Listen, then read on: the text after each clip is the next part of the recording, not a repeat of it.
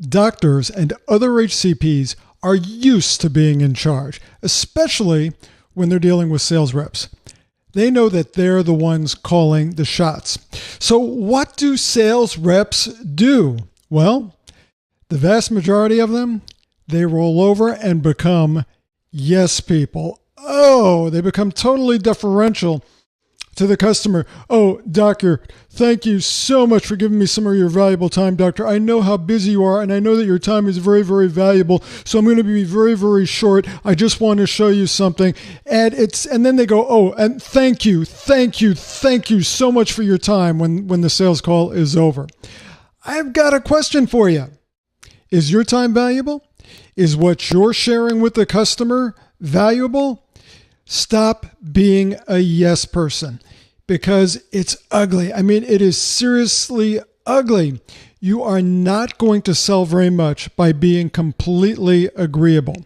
It's almost as if when the doctor or the healthcare professional or whoever the customer is says something, the sales rep just accepts it and they're afraid to challenge it. This is what's going on, and this is what you and I are going to talk about today. Well, I'll do most of the talking.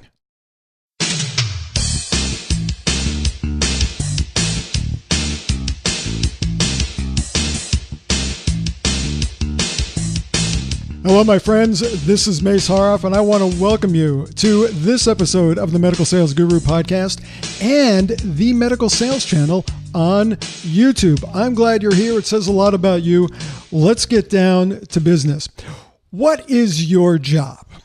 Well, I submit that your job is to challenge the thinking of healthcare professionals when there are alternative methods and products to approach a problem or to offer a treatment. That's what it is. You're challenging the conventional wisdom that exists at any given moment with respect to the products and services that they are already using.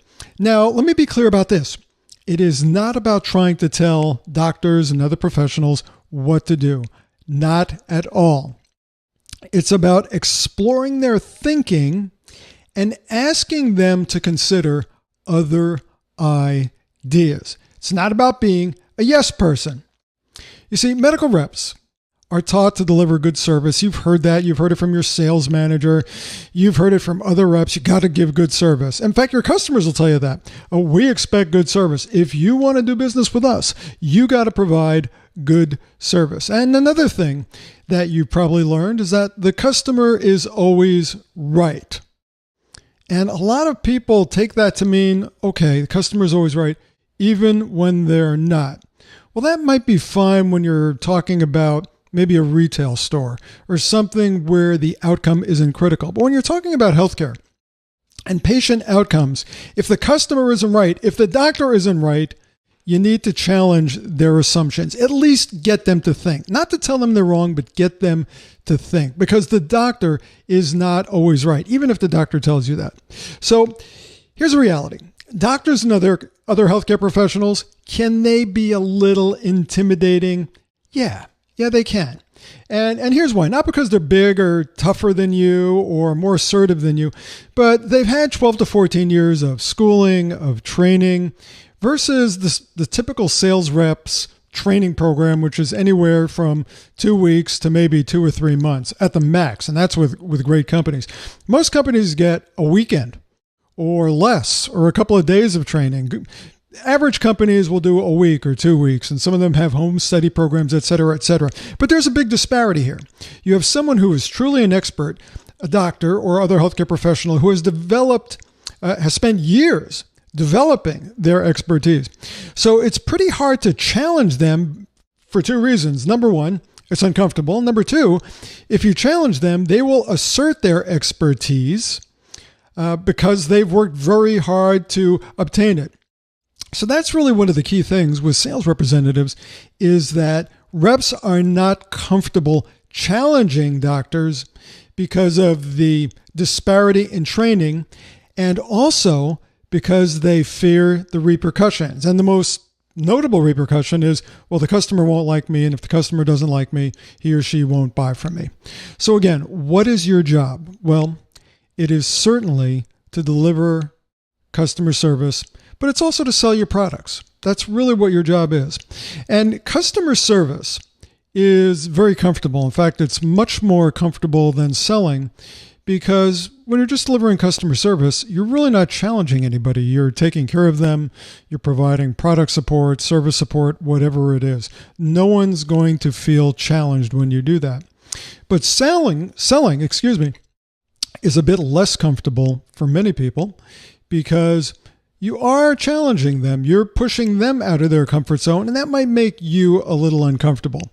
So what really is your job as a medical sales professional? Well, at some level, it is to show healthcare professionals that there might be a better way, a better option for treating their patients or whatever procedure they're doing or whatever they're using in their practice or in the institution. So to do this, you have to make them a little uncomfortable. This means challenging them. And this is very difficult for yes people. Why? Because yes people don't like to be uncomfortable, and they don't like to make anyone else uncomfortable.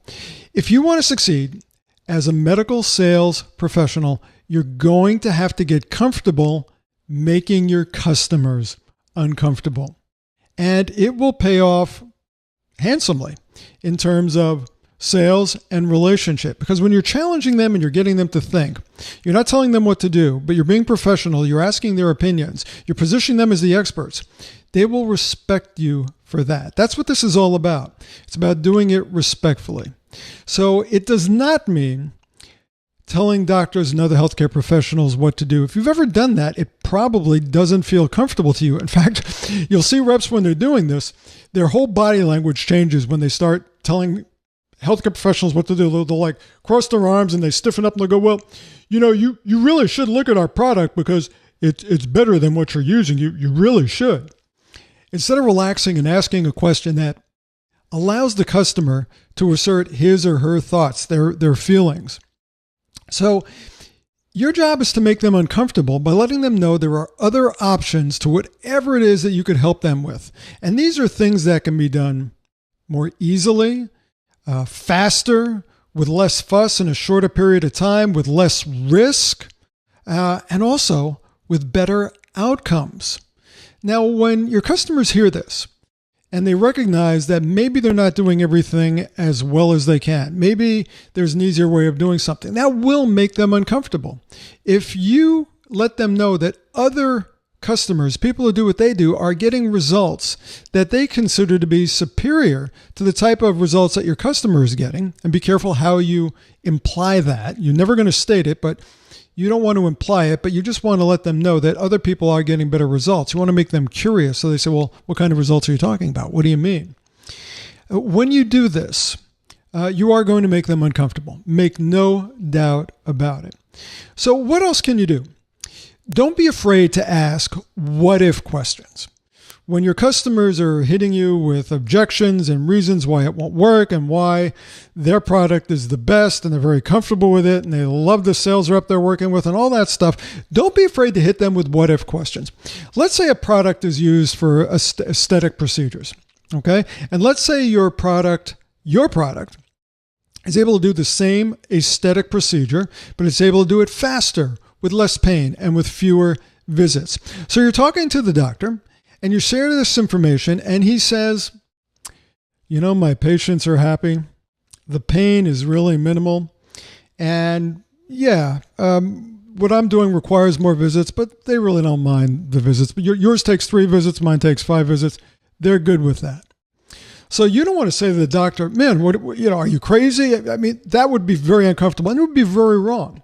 But what you could say, doctor, let me ask you a question. What if your patients are talking to their friends, people that they know who've had the same procedure done, but with a different doctor?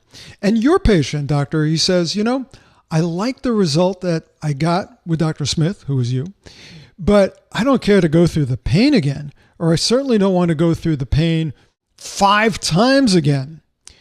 And what if the other person says, 5 times?